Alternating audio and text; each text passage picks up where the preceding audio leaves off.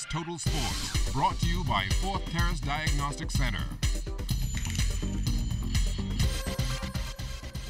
This is your first look at sports. I'm Jonathan Benson. It came down to one final match last night to determine a man's champion in the New Providence Volleyball Association's 2012-2013 season. After going down 0-2 in the series, the Scotiabank defenders were looking to complete the backdoor sweep on the Technicians. However, it would be the Technicians getting off to a fast start as they took a 7-2 first set lead. The defenders would not give up though, and they rebounded to take the first set 25-19. In the second set, the defenders found themselves down again, but just like in the opening set, they fought their way back to take the set 25-23. The third set was back and forth, but down the stretch, the defenders would take advantage of the Technicians' mental errors, and they take the set 25-22 to win the championship. Ian Wire-Pinder led the defenders with 9 kills and a block. Shedrick Forbes and Alejandro Thompson both finished up with 4 blocks and an ace. For the Technicians, Ronaldo Knowles, he led all scorers with 18 kills.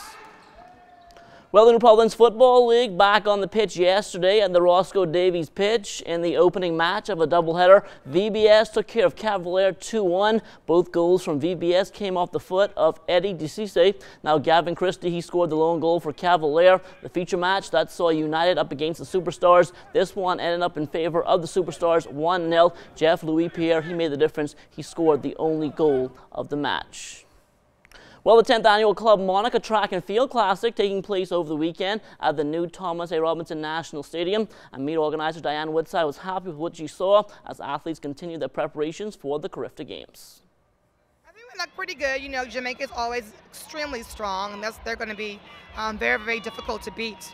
But last year we had 40 medals. This year we probably do this the same or even a little bit better. But our athletes are coming along pretty well as they compete weekend after weekend. We're just happy to be in the new stadium for our kids. This is going to be the home of Carifta. So our athletes now are getting accustomed to running in this big stadium. So that's an advantage to us. The New Providence Association of Basketball Officials hosting its inaugural award ceremony that was on Sunday yesterday at the St. Joseph Hall on Boyd Road. 14 deserving gentlemen were honored. They included Dr. Larry Davis, Ed Carey, James Coakley, Jeffrey Lloyd, Sidney Butts-Oughton, Wendell Bangy Pratt, Sylvester Ramsey, Keith Reed, Anthony Muggy Saunders, Kendall Taylor, the late Leviticus Uncle Lou Adderley, the late Vince Ferguson, and the late Homer Winder. Bringing the keynote address was a former sports minister who was very instrumental in providing opportunities to officials. That was Mr. Algernon Allen. Without them and the many others who continue in their shining examples of sacrifice for the game, there would be no order in the sport. Without them, there would be no discipline. There would have been no civilized sporting conduct, no adherence and respect for rules and procedures. Without them, there would simply be chaos.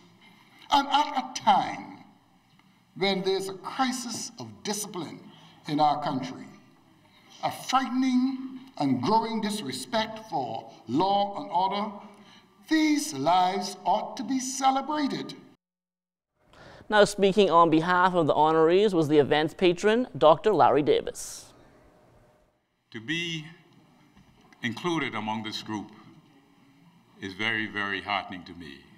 I am humbled by the fact that the sacrifices that they have made, the nights that they have come out there to call the games, the hardships they went under, and the great joy and all that he brought to the fans, I am very, very glad to be a part and a member of this honorary group.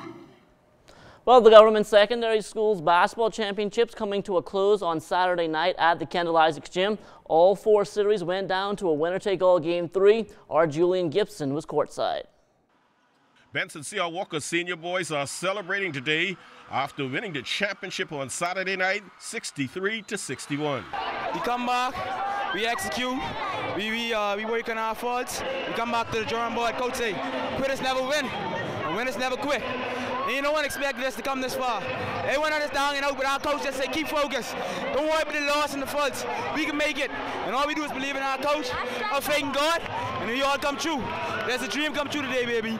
We see the glory before the glory see us. It feels good because I did it with my son, now I come back, and I did it with my nephew in grand style. In the Senior Girls Championship game, CV Bethel outlasted C.R. Walker 28-19 to capture the crown. The first half, we fall off a little bit, but the second half, we played a lot of defense, and we get the ball on the court, and we make the shots and make the plays. We performed good. We showed that we really wanted it, and we took it.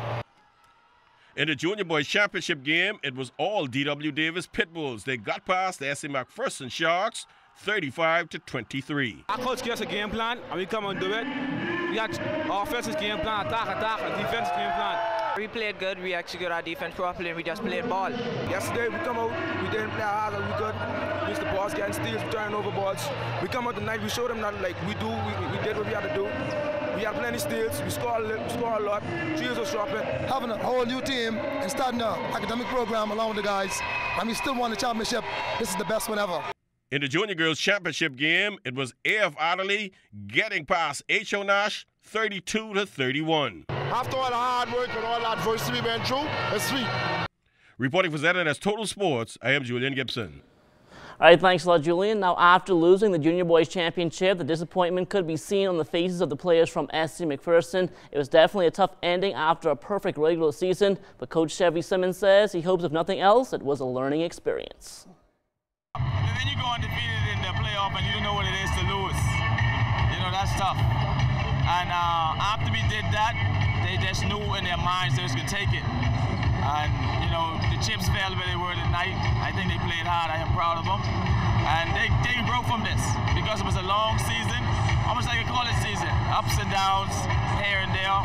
And they can grow from this. Some going on to high school, and they can be better players. The ones who coming back, they can remember this, and they can want to get to the championship again the next time they can want to win it. So it's a good experience for not being in the playoffs for 7 years. Now, unlike with the SC McPherson Junior Boys, the mood was much different in the camp of the C.R. Walker Knights after they won the Senior Boys Championship. Everybody was having a good time, including Principal McKay.